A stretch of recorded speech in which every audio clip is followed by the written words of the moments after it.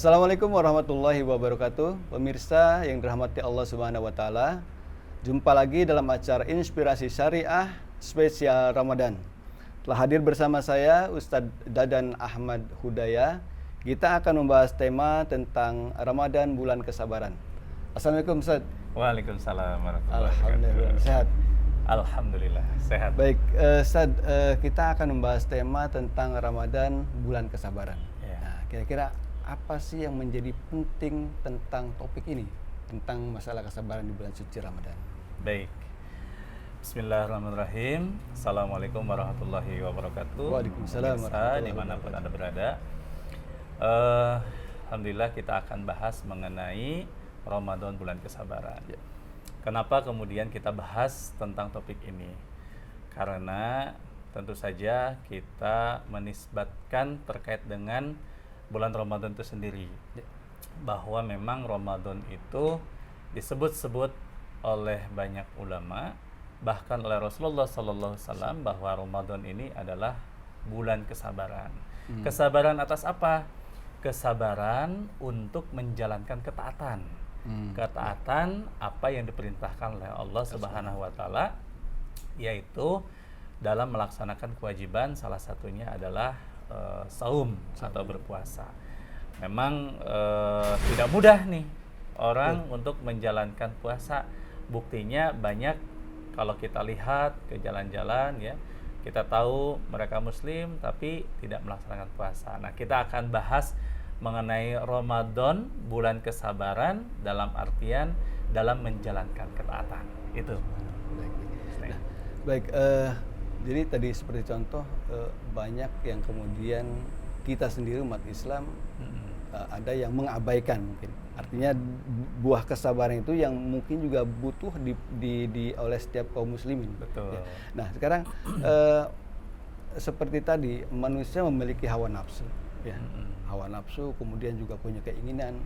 Nah, apakah juga di bulan suci Ramadan ini hal-hal tersebut itu dikesampingkan atau dihilangkan, atau justru kita harus bertahan dengan hawa nafsu kita atau lebih meningkatkan? Kira-kira gimana tuh? Baik. Bulan Ramadan ini adalah bulan di mana Allah mewajibkan kita untuk menjalankan ibadah puasa. Ya. Banyak ya orang yang bisa jadi enggan untuk melaksanakannya. Padahal perintah ini adalah perintah yang sifatnya qat'i, yang tidak bisa ditawar lagi, tidak bisa ditolak lagi untuk dijalankan. Seperti yang sering kita dengar dalam ayat Al-Quran, surat Al-Baqarah ayat 183, A'udzubillahi minasyaitonirrajim, ya ayyuhalladzina amanu kutiba alaikumusiyam. Wahai orang-orang yang beriman, diwajibkan kepadamu untuk berpuasa. Ya. Ketika selama 11 bulan, ya, kaum muslimin di berbagai tempat tidak ada kewajiban berpuasa, dan memasuki bulan Ramadan, kemudian mereka diminta untuk berpuasa dari mulai subuh sampai kemudian maghrib. Disinilah kemudian Allah meminta, ya, kepada kita untuk menahan, ya, untuk imsak, menahan dari apa yang dilarang. Sebenarnya wajib, sebenarnya mubah, silakan saja, tapi oleh Allah diminta untuk tidak dilakukan, yaitu makan, minum, kalau sudah bersuami istri, hubungan suami istri, begitu ya. Nah, sama Allah ini diminta untuk tidak melakukan. Bukan berarti kemudian hawa nafsu itu dihilangkan. Hawa nafsu sebagai manusia tentu saja tidak bisa dihilangkan. Tidak kemudian seolah-olah di tubuh kita ini ada tombol hawa nafsu kemudian kita matikan gitu. Tidak seperti itu. Justru Allah meminta hawa nafsu yang ada dalam diri manusia ini, dalam diri kita ini untuk dikendalikan. Ya, karena memang disinilah kemudian bagaimana kita melaksanakan ketaatan kepada Allah. Ya.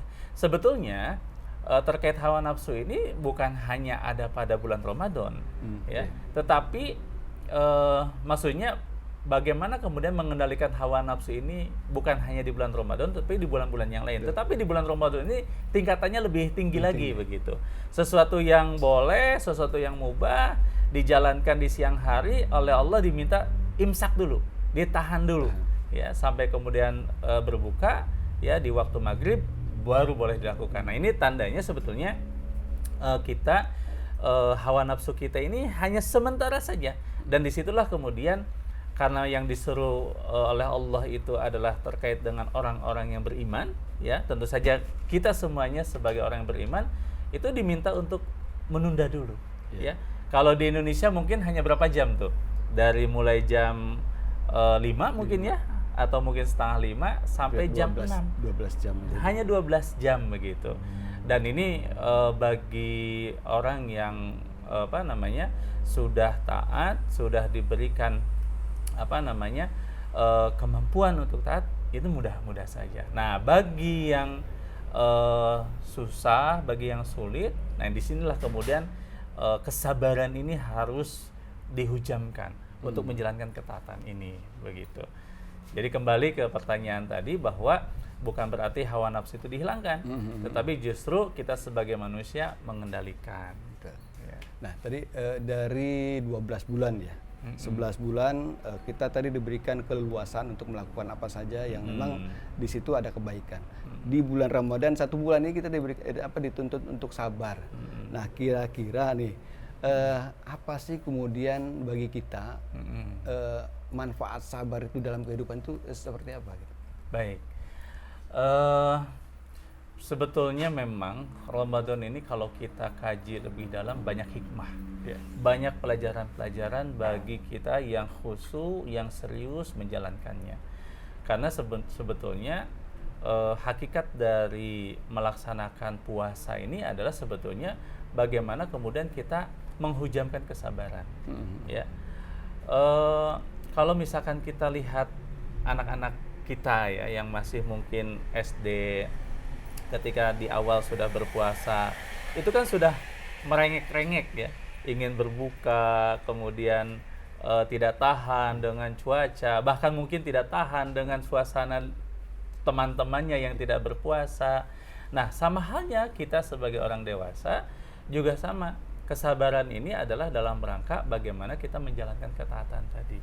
Ya, insya Allah kalau misalkan ketaatan selama 1 bulan ini dijalankan dengan penuh, maka 11 bulan berikutnya ini menjadi pelajaran untuk kita kemudian bisa melaksanakan ketaatan berikutnya. Nah, ketaatan ini sebetulnya Pak Isnaini, kalau di bulan Ramadan ini ada tambahan terkait dengan puasa selama sebulan penuh, maka ketaatan berikutnya adalah bagaimana kita menjalankan apa yang diperintahkan Allah ya kepada kita secara sepenuhnya. Ya, di bulan Ramadan ini otomatis kan karena tersuasanakan ya. Kemudian banyak orang-orang yang tadinya tidak berkerudung ya. Wanita-wanita, ibu-ibu ataupun misalkan remaja-remaji ya, itu tadinya tidak berkerudung jadi berkerudung. Kemudian yang tadinya tidak membaca Al-Qur'an secara rutin akhirnya kemudian membaca secara rutin. Yang tadinya mungkin tidak rutin sholat tahajud ya di tengah malam, karena sebelum sahur kemudian sholat tahajud. Nah, ini ketika kita menjalankan itu dengan sepenuh hati, dengan penuh kesabaran, insya Allah pasca Ramadan ini kita akan memiliki hikmah, akan mudah-mudahan keterusan begitu menjalankan ketaatan, kesabaran untuk menjalankan menjalankan apa yang diperintahkan Allah. Jangankan 1 bulan ini, insya Allah dalam bulan-bulan selainnya ya kita akan sanggup dan mampu menjalankan ketaatan pada Allah. Apapun itu, apapun itu. Nah, disinilah kemudian bagaimana hikmah kesabaran yang kita jalankan di bulan Ramadan bisa kita laksanakan di bulan-bulan berikutnya. Begitu. Baik. Tadi kira-kira tentang masalah kesabaran ya. Artinya sabar itu kan identik dengan diam ya. ketika melihat sesuatu gitu ya. Iya. Baik itu melihat makanan yang tersaji atau mungkin juga hal yang menyulut amarah kita. Nah, kira-kira apakah memang sabar itu identik atau bermakna diam atau kita hanya melihat saja? Nah, kira-kira seperti apa, Ustaz? Baik. Nah, ini mungkin ada salah paham tentang sikap sabar. Sesungguhnya sabar ini bagian dari akhlak, ya. Jadi ketika kita sebagai seorang muslim itu harus berakhlak Islam, maka salah satunya adalah sabar. Nah, sabar ini bukan berarti kemudian diam ketika dia memiliki masalah. Diam ketika melihat sesuatu yang bermasalah di hadapan. Justru ketika sabar itu dia harus memiliki tekad mengubah kesalahan, mengubah kekeliruan, bahkan mengubah kemungkaran yang ada di hadapannya. Itu sesungguhnya makna sabar yang sebenarnya. Bukan kemudian ketika punya masalah ya udahlah, saya mah diam saja, di rumah saja, atau nanti juga hilang sendiri masalahnya. Tidak seperti itu. Justru kalau misalkan orang yang memiliki kesabaran itu adalah dia akan mencoba menganalisis apa masalahnya. Kemudian dia akan mencari bagaimana solusinya, gitu. Lantas kemudian dia melakukan, ya, apa yang kemudian dia yakini bisa menyelesaikan masalah itu, dia akan lakukan. Selanjutnya dia tawakal kepada Allah, dia serahkan pada Allah sehingga solusi itu bisa diselesaikan. Itu untuk pribadi, ya. Untuk di masyarakat misalkan, ya, banyak juga kan orang memaknai sabar itu ketika misalkan melihat kekeliruan di hadapannya, kemudian dia diam, ya, dia tidak melakukan perubahan. Misalkan ada anak-anak muda, ya, bisa jadi mungkin ketika dia lewat sedang pesta miras misalnya, bukan kemudian sabar aja lah gitu, numpang lewat. Bukan seperti itu. Ketika dia memiliki kemampuan untuk menasihati si pemuda itu, maka datangi. Karena sesungguhnya kita sebagai seorang muslim juga memiliki kewajiban untuk amar ma'ruf nahi mungkar. Kita datangi, wahai pemuda, kenapa engkau misalnya melakukan aktivitas yang diharamkan oleh Allah ini? Ya, atau di bulan puasa ini misalkan ada bapak-bapak atau pemuda ya muslim, dia kemudian terlihat tidak berpuasa, kita datangi. Ya, wahai anak muda, kenapa Anda tidak berpuasa? Apakah ada uzur? Ada halangan yang menyebabkan engkau tidak berpuasa? Kalau ada halangan ya mungkin silakan, tapi kita nasihati jangan kemudian makan minum itu di luar. Silakan di kamarnya begitu. Nah, ini adalah aplikasi kesabaran. Bukan berarti sabar itu malah kemudian diam. Sama juga terkait dengan negara. Pemerintahan dan lain sebagainya begitu. Ketika misalkan ada kemungkaran, ada sesuatu yang keliru menurut pandangan Islam tentu saja, maka kemudian kita sebagai seorang muslim yang paham terkait dengan kekeliruan itu sampaikan. Ya, misalnya bahwa ketika misalkan ada sebuah kebijakan yang melanggar syariat, ya kita tentu saja perlu menyampaikan supaya apa? Supaya masyarakat secara umum juga tahu, oh salahnya ini. Dan syukur-syukur orang yang kemudian menerapkan kebijakan itu mendengar, paham, menyadari, lantas kemudian mengubah kebijakannya sehingga kebijakan itu kalau misalkan itu keliru dicabut, diganti dengan kebijakan yang benar. Nah, ini adalah aplikasi secara nyata terkait dengan kesabaran. Ya, bukan berarti kemudian diam, ya. Jadi secara praktis mungkin atau secara filosofisnya kita menjalankan hadis Rasulullah, man ra'a minkum munkaran falyughayyir biyadihi. Barang siapa yang melihat kemungkaran itu ubahlah dengan tanganmu. Ketika misalkan dia sanggup mampu untuk melakukan perubahan itu. Nah, itu adalah salah satu bentuk kesabaran juga. Ya. Fa'ilam yastati fabilisani, kalau tidak mampu kemudian dia dengan lisan. Fa'ilam yastati fabiqalbihi fadalika udaful iman. Kalau dia tidak mampu lagi, enggak apa-apa.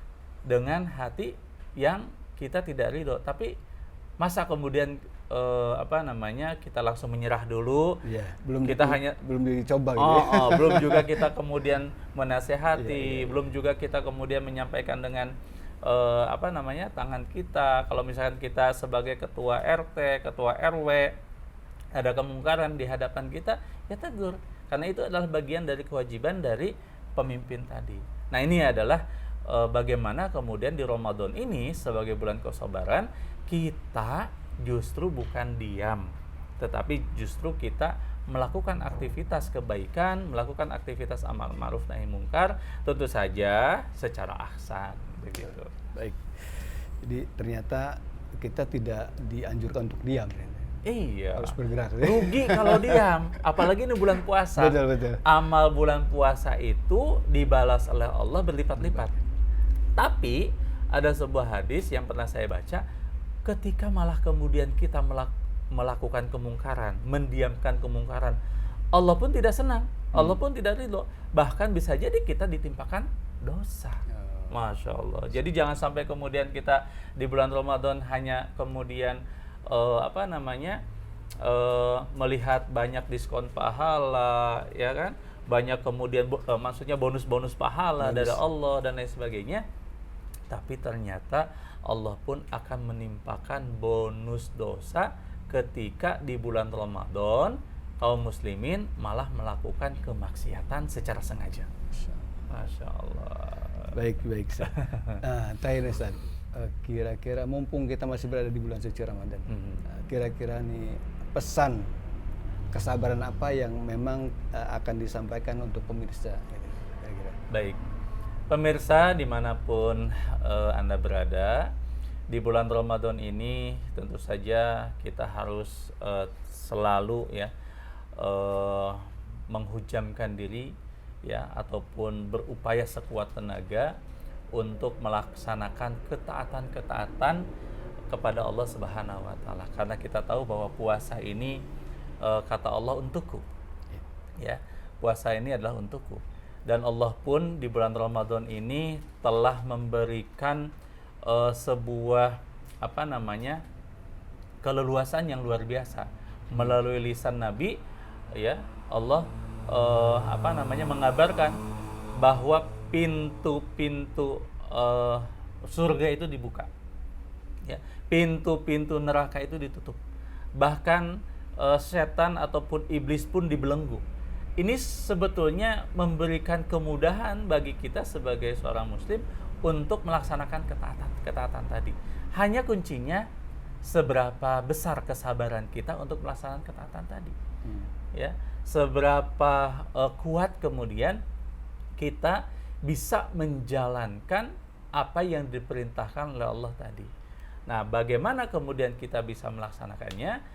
Kita harus sadar bahwa kita adalah manusia yang lemah, muslim yang ingin selalu diliputi ketaatan ya kepada Allah Subhanahu wa taala, dan kita pun ingin ya akhir hidup kita ini adalah husnul khotimah. Mumpung di bulan Ramadan ini ya, penuhi apa yang dimintakan oleh Allah, penuhi apa yang dimintakan oleh Rasulullah untuk menjalankan seluruh ketaatan kepadanya di berbagai aspek. Ibadah kita jalankan, ya, ibadah mahdhah, ibadah nafilah, transaksi muamalah pun sebisa mungkin jangan sekali-kali transaksi yang menimbulkan keharaman atau bersandarkan kepada sesuatu yang dilarang oleh Allah dan Rasulnya. Ya, apakah itu di bidang politik, apakah itu di bidang ekonomi, di bidang pergaulan dan lain sebagainya. Kita sebisa mungkin melaksanakan ketaatan sesuai dengan apa yang diminta oleh Allah dan Rasulnya. Lakukan itu dengan penuh kesabaran. Kita tidak punya uang di bulan Ramadan. Biasanya bulan Ramadan kan banyak kebutuhan katanya begitu ya. Pas ngodok kantong misalnya nggak ada uang, ada bank keliling, jangan. Ya, jangan kemudian lakukan itu. Ya, kemudian ada buka bersama undangan nih. Biasanya nih muda-mudi atau bapak-bapak reunian dan sebagainya Ketika di sana ada ikhtilat, ketika di sana ada campur baur laki-laki perempuan, bahkan jauh dari ketaatan, jangan dihadiri. Meski kemudian kita bisa jadi dibenci sama teman-teman kita, ya. Kita sampaikan bahwa, wahai temanku, misalnya ya, kami atau saya tidak bisa menghadiri karena kondisinya seperti ini, ikhtilat, dan itu diharamkan oleh Allah. Kecuali kalau misalkan tidak ikhtilat, insya Allah kami datang. Gitu. Di bidang politik juga sama, ya. Kalau misalnya politiknya adalah politik yang justru diharamkan oleh Allah, ada politik transaksional, ya jangan. Justru malah akan menyebabkan kemunduran di tengah-tengah umat semakin dalam. Justru yang harus kita lakukan adalah menawarkan politik Islam yang telah diajarkan oleh Rasulullah, sahabat-sahabat Rasulullah. Dan politik Islam ini kita sampaikan di tengah-tengah masyarakat adalah politik Islam yang sangat agung dan insya Allah diridhoi oleh Allah Subhanahu wa Ta'ala. Nah, kesabaran itulah yang kemudian harus kita wujudkan di bulan Ramadan dalam bentuk ketaatan secara totalitas kepada Allah dan Rasulullah Sallallahu Alaihi Wasallam. Baik, pemirsa Inspirasi Syariah spesial Ramadan. Alhamdulillah kita banyak mendapatkan ilmu dari apa yang disampaikan oleh Ustadz Dadan Ahmad Hudayah tentang kesabaran di bulan suci Ramadan. Dan satu hal yang tadi disampaikan penting adalah bagaimana kita harus tetap menyandarkan kesabaran kepada kehendak Allah, kemudian juga kita tetap melakukan aktivitas kebaikan, ibadah-ibadah dan sebagainya. Mudah-mudahan dari apa yang disampaikan oleh beliau memberikan banyak manfaat buat kita semua dan menjadikan puasa kita di bulan suci Ramadan ini menjadikan keberkahan. Amin.